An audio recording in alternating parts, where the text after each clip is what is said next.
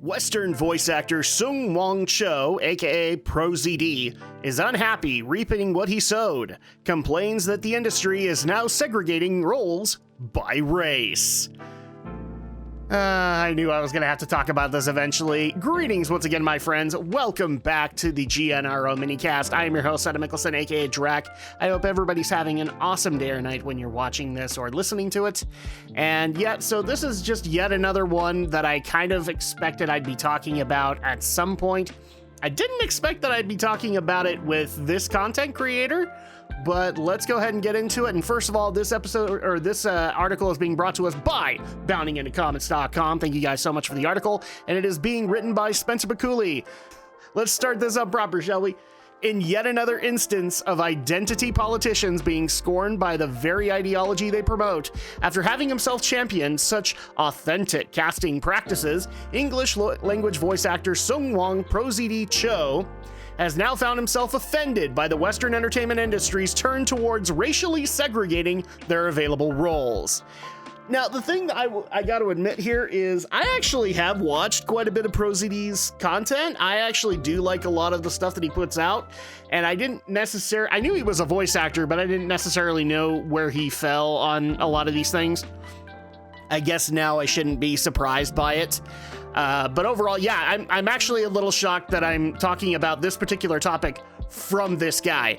Cho, otherwise known by his online handle ProZD, as well as performing in such notable roles as One Piece's Nekomamushi and God of War Ragnarok's Ratatoskr, for those who are trying to remember who that is. That's the squirrel character, I think. So we'll be seeing him on a stream sometime very soon, expressed his frustrations towards this rising trend via a now deleted Twitter thread originally shared to his personal account on October 23rd. Why'd you delete it? That's an interesting take. Beginning his thoughts, Cho recalled, "I got an audition for prominent cartoon, where I was just sent the Asian character. Looking through the rest, I told my agent, hey, I'm happy to read for this, but can I read for some of these others? To which I was told, all of those characters are drawn as white, so no." I knew this was coming. I knew it was coming, and I still don't agree with it. To add extra insult to injury, the character I got sent was labeled Middle Eastern, Southeast, or Southeast Asian, because, you know, that's all the same, right? Continued the English voice of Halst in Fire Emblem Warriors 3 Hopes. You can't just lump them all into one. My agent told me that this is just how some major studios are doing things now, which is really sad considering that it's just your voice. And because your voice is able to do so many more things that maybe your body can't do, that's just pathetic. In my honest opinion. But I've been fighting this battle for years now. A job is a job is a job. I do not care on the skin color, the reproductive organs, or who you bang in your bedroom, whether or not you could play a role. I tend to fall, like I've said earlier, in the Ian McKellen route, which is that whatever I do in my spare time doesn't have to reflect the character that I'm playing. After all, I'm a professional person who plays pretend. Attempting to head off his critics, Cho then argued, I love it, he had to head off the critics. Naysayers will go, oh, don't you want authentic casting? But if your entire main cast is all white, and you have one token side character who can apparently just be any type of Asian ever, this is not a level playing field. It's almost like life isn't a fair playing field. Sometimes that's the way writers do it. If you have a problem with it, then don't support that material. Turning to a different production, the voice actor further noted, this is not new. For another show recently with a large cast of characters, I was only sent the audition sides for the character who exclusively speaks Mandarin. I don't speak Mandarin, said Cho. It's demoralizing, and as much as I love voiceover, the future looks bleaker every day. Only because you guys made it that way. Ultimately, Cho concluded his thread by clarifying, to be clear, this was not my agent's decision. They have sent me plenty of white characters before and have been nothing but supportive.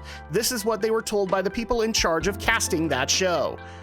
So once again, it's the company that's being the douchebags. How about you direct your complaint to the company instead of making it sound like, because you did at the beginning of your thread, ProZD, you made it sound like that was your agent's fault, and then you had to correct it and say, no, it's the studio's fault. And the funniest thing is that it's also your fault, because you are one of the people that supports the voice acting community having to go and take these extremes. How about, I don't know, a good voice actor just plays a lot of roles, and it doesn't necessarily matter if their skin color is what it is intended on the screen. Maybe it's just because they have the voice that the director wants. Unfortunately for Cho, while he may finally be seeing the very obvious downsides to making every single topic of discussion in life about race, as noted above, he was not an unwilling participant in the industry's adoption of its current casting philosophy, which I could already get just from reading the above parts of this article. Holy shit. Asked during a May 2nd appearance of film critic Corey Coleman's Double Toasted Interviews podcast if he felt like more opportunities would be open to you if you were, you know, a white male. Oh, well, I can already tell you one podcast that none of you should listen to. The Korean voice actor affirmed, I definitely would have more opportunities if I were white, for sure. There's no doubt about that, but I think there have been changes in a positive way. I would actually argue to you that you wouldn't, because I've heard of a lot of white actors and voice actors that are now losing jobs because they are not able to keep the jobs that they used to be able to do. Even though they're not in front of the screen, they can't apply their range to other characters, which is what voice acting is all about. I mean, for crying out loud, we had a bunch of old white dudes who were basically making nothing but voices into a microphone because they had to imitate a car. They had to imitate a toaster. I'm sorry, is there a sudden population in toasters now? Do we have proper representation for toasters? How about monkeys? Can monkeys play themselves? Because then Frank Welker's a bigot because he played Abu. Do you guys realize just how stupid this argument is getting? It's all pretend. It doesn't matter. If you're on the screen, I guess you can go that way, but I honestly don't think it should matter. I think you should have great characters on screen, not make sure that you're fulfilling every checkbox that your corporate HR department demands. And not just for, you know, Asians, but for all different races, different genders. Oh yeah, let's go ahead and have the treekin be able to get to play trees in, I don't know, we probably have an upcoming Emerald Dream World of Warcraft expansion. Let's go ahead and let them play the trees. Oh wait, there's like not that many of them? Oh shit. I guess we're gonna have to go to other demographics in order to get that fixed. There have been steps and it has been improving. I mean, even comparing now to like, let's just say 10 or, 5 years ago, it's definitely changed. Like, I think, you don't think, you feel, studios are much more aware of, hey, we should, cast authentically, because they have a bunch of people yelling at them if they don't. And frankly, they rely too much on social media, on customer outlook than anything else, and they really shouldn't, because a bunch of people on social media really need to get off social media. Like, I think studios are much more aware of, hey, we should, cast authentically show than applying to the host. Hey, so there have been some good steps, but we still have a long way to go, and I'm just hoping that as time goes on, more and more doors will open for you, diverse talent. Yeah, sure, whatever. I'm pretty sure that it's basically it's going to continue the way that it has, which is whomever is in whomever's cool kids table or secret clique of friends, they're going to be the ones that get the roles. It's not going to matter on skin color.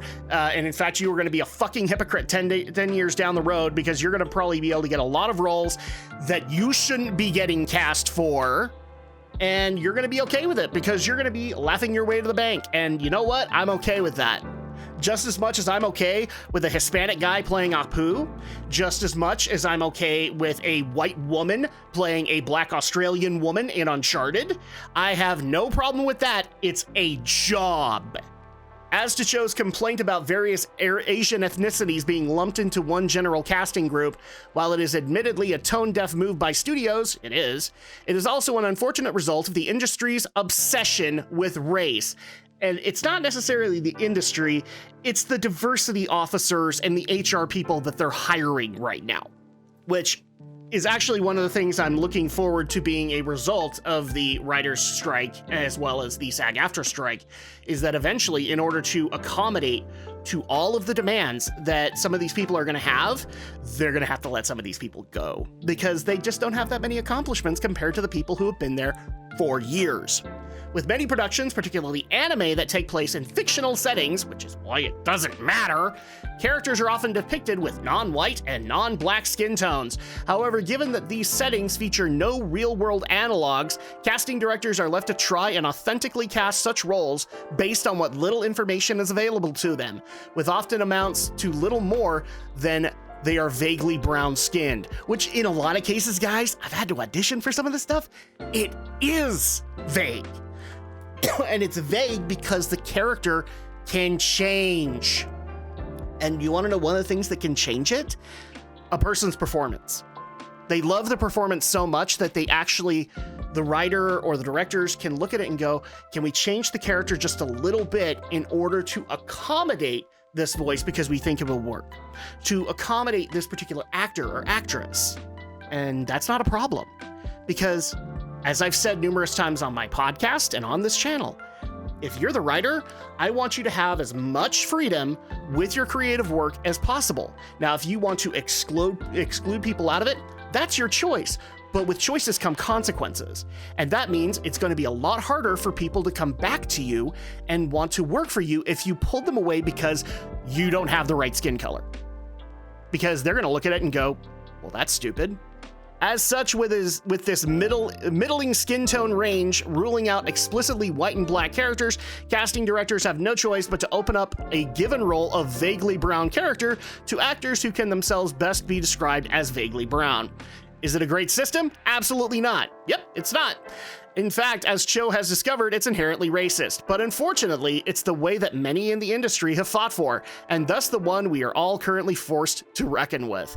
Yeah, just because I'm making an argument for how this goes, I don't necessarily like the system, but the way that you get rid of it is you get rid of the douchebags that put it in the system to begin with. The system isn't inherently bad, it's the people who are running and making the rules that are the problem. I'm sorry, ProZD, if you have a problem with all of this, stop being buddy-buddy with the casting director that's doing this. Instead, go to those companies because I'm pretty sure you've done quite a bit of work for them. You probably at least have some kind of rapport with them, and you should be able to go to them and go, oh, is this your casting director? Yeah, I'm not really interested in working with him. He's got some issues or she's got some issues. And you know what? If enough people say that to the company, they'll stop hiring them. And then your problem is solved. Then you can do things the way that you want. However, I still don't agree with what ProZD wants to do in this case, where he basically wants to make something that is virtually impossible. I'm sorry, but there's just not enough population to allow for everybody to be able to be diversely cast. Hence why, when we have voice actors, we should be able to accommodate for their various range. In fact, that's the thing. Again, we are playing pretend, boys and girls. These are not real people. ProZD is like, I've got a picture up here on the article of one of the characters he plays, which is a giant lion dude. I'm sorry, ProZD, are you a giant lion dude? Well, I guess you can't play that person anymore. Also the fact, and this article brings it up, fictional settings, not real world. In other words, you could play a talking squirrel. Is that immediately racist if we discover an alien race of squirrel people? No, it's not. Because then at that point, we can just say, well, that's how it worked at the time. But I can guarantee you, I'm probably sure we're not going to come across any squirrel aliens anytime soon. So overall, Spencer McCooley, I agree with a lot of his sentiment here, and it's actually very disappointing, but not that disappointing. The more I hear about people who have gotten into the voice acting industry that tend to be like content creators or whatever, this is what I tend to expect now. Because that's how you get the roles, is unfortunately, it's not about how good of an actor you are. It's, well, it's about whose dick you suck. And so unfortunately, that's the way the business is. And if you really want things to change, ProZD, you gotta stop working for those people. Maybe you gotta go start working in independent film. Just saying. If you don't like the studio system, don't work for the studio system. But that's going to go ahead and do it for this video. Let me know in the comments down below what you guys thought of this situation. I've lost a lot of respect for ProZD, and I do still like his videos, the ones that I've been able to laugh at, just little memes here and there. But as far as this is concerned, yeah, sorry, don't agree with you. Don't think that this is going to solve anything in the long run. I actually think it's going to make the industry worse in the long run. So at that point, I don't agree with you, but hey, good on you. You do what you want to do, buddy. And once again, thank you, Spencer Bercouli, for the article here. It was well written. It has a lot of good points in there, as well as being able to show the hypocrisies of not just ProZD, but a lot of other content creators who are now turning to voice acting. And that's going to go ahead and do it for this video. So thank you guys so much. Like I said, leave a comment down below. Let's have that discussion. Do you think this is going to work? Do you think it's not going to work? And also have that conversation civilly. I've been actually very, very happy with some of the videos being able to have that civil conversation. Others, not so much. And so we might have to do something about that. I don't know. I tend to be very lax on this. But if you're brand spanking new, welcome. We're happy to have you. If you liked what you heard, consider leaving a like, consider leaving a subscribe to the channel, and also checking out some of the other content. Maybe you'll like my opinions on Castlevania Nocturne and the fact that, well, it's turning out that it was a garbage heap. Maybe you'll also like some of the other things that I'm doing, like my own retro game reviews that don't necessarily follow the YouTube standards when it comes to game reviews. You can also check out some of my podcasts where we're doing reviews of, say, the Yu-Gi-Oh! Battle City Duels, and the second season of Rising of the Shield Hero. You guys can check all of that out and more. And that's going to go ahead and do it. So I will see you guys next time for the next video that comes out. Until then, take care.